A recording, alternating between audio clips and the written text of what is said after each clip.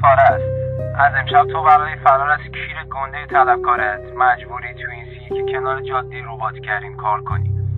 خایه نکن، از اونجایی که زندگی خودت هم یه سیرکه و تو همیشه توش دلغکی، اینجا کسی به غیر از حیواناش که به هیچ سوراخی رحم نمی‌کنن کونت نمیذاره.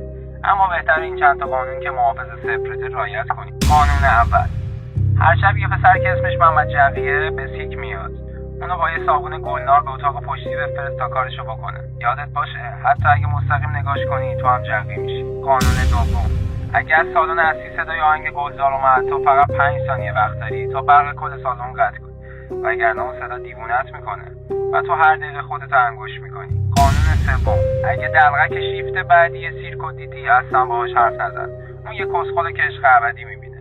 نگهبان قبلی که با اون صحبت کرد توی این اتاق مشغول کون دادنه. خبر خوب این که تو میتونی یکی از دوستای دلغک تو با خودت به سیرک بیاری تا مواظب کونت باشه. اگه سوالی داشتی فالو کن. موفق باشی.